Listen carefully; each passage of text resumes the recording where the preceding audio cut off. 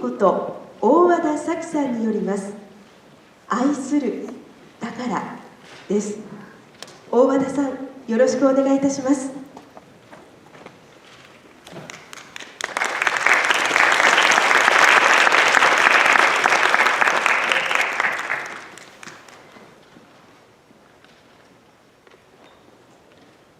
皆さんこんにちは。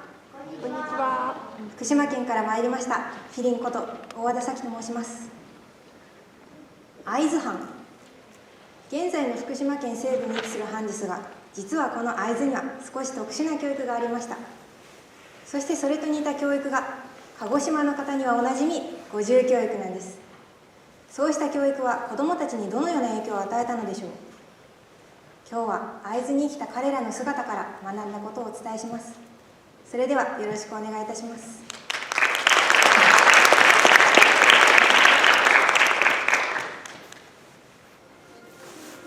In Aizu, there was an education called 重教育.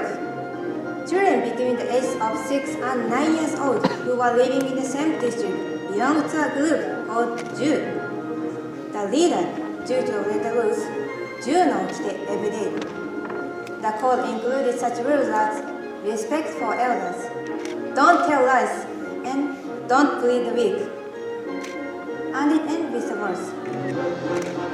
ならぬことはならぬ. What you mustn't do, you mustn't do. For those who broke the rules, there was a penalty, like winning, which meant saying that it was regrettable, and hagiri, which meant being left out of the group. Actually, there were no adult leaders in Jew, and the children were self-governing.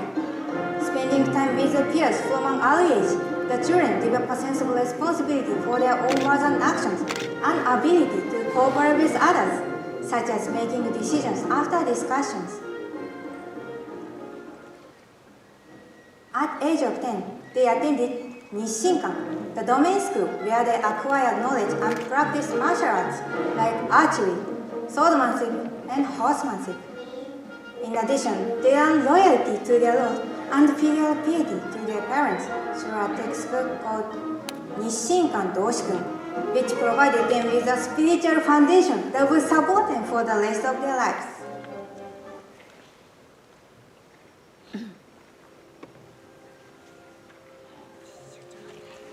Love of family, love of homeland, and love of country are the basis of human beings. These are the words of Fujiwara Masahiko. Children develop love for their families, starting with mothers, then fathers and brothers and sisters. Gradually, the number of people with whom they can share their hearts expands, and they come to love their friends and other people as well. At the same time, they nurture love for their hometown. Eventually, this love for hometown will lead to a love for country. However, love should not be selfish. As long as we are self-centered, it is difficult to recognize and respect others. And it is also difficult for others to recognize and respect us. With universal love, we can love our families, homeland, and country, as well as respect others and other countries. Don't you think that all this love was found in the education system in Aizu? There was the warmth of the people around me growing up, and the days spent with their friends. Education fostered a desire to cherish the environment where they lived.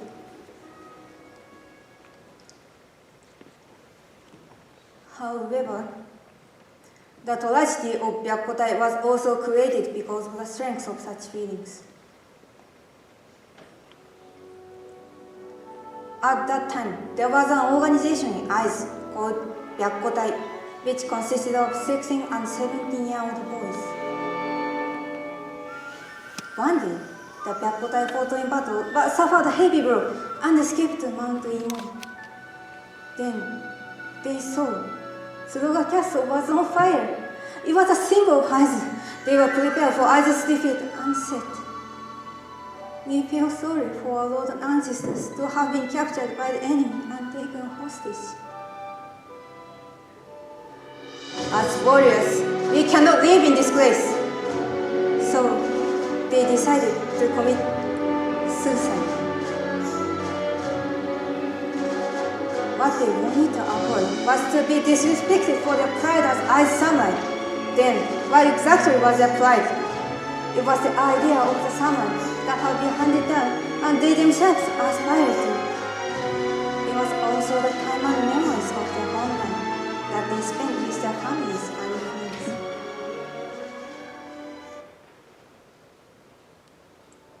Even boys like them in the Byakutai were proud to be Aizu samurai because they loved their families, parents, and the homeland.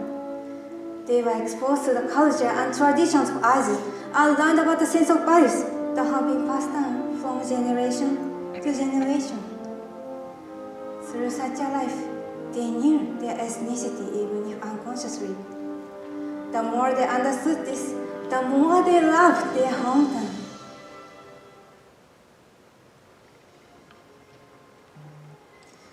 Today, however, what about us? When asked if you are proud of your hometown or being Japanese, can you answer yes with confidence? If you cannot say yes, it is probably because you don't know much about your hometown, Japan, or the Japanese people. What is required for us now is to know about Japanese culture, tradition, nationality, and above all, history. Knowing is love. We can be proud of Japan by knowing and loving it. Why don't we learn more and more about Japan? With love and pride, wherever history and ethics of Japan. 愛する、だから誇れる。この愛と誇りが人生を、世界を豊かにしてくれると私は信じています。Thank you. では、ペリン先生、コメントをお願いいたします。Thank you, Philin, for an interesting speech. I do think you're right. I think teaching about these values of universal love and respect are very important. When you ask the question, though, about are people proud of their hometown, their country, and if the answer is no, then you say that maybe they don't know enough about it. Another way of looking at it could be, there's a saying we have in English, what have you done for me lately?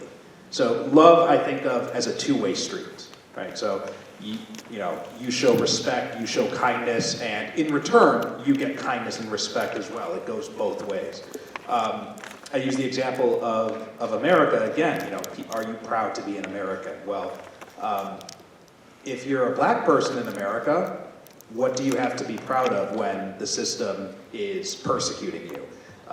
If you're, of a disparaged class, then why should you be proud of that? So we should think of respect not only in terms of, knowing about and studying the history. That is very important. You are right about that. But we also have to think about how can we make this society, this country, this town, a place that people want to be proud of. That's also an important thing that I think we need to focus on. Thank you. Thank you. 続いて委員長お願いいたします。面白い視点ですよね。どうやったらその国の人が自分の国を誇りに思えるようになるのかっていう教育はとても大切だ。今日本にそれはあんまりないですもんね。だからいざこの国が敵に攻められますよ。あなたは命を懸けて戦いますか。ほとんど戦わないと思いますよね。今のところね。ところがこの昔のいろんなそういう人たちはお殿様のためにそこの藩のために命を捧げるって人ばっかりだったですね。そういうふうに教育されてるからって言ってしまえばそうですけど、でもそういうことは意味がないと言って今の歴史の中では教えないですね。あんまりね、学校の中でもね。僕も会津に住教育なんていうのがあったのは初めて知りました。君の勉強でですね。ご住教育はもう自慢の教育ですから自慢話でずっと鹿児島だけだと思って話してたんですけど、会津にあるんですね。しかもその会津と薩摩は敵同士でしたもんね。いまだに鹿児島のことを嫌ってる人がいるみたいですけど、僕は会津大好きなんですけどね、お殿様もですね。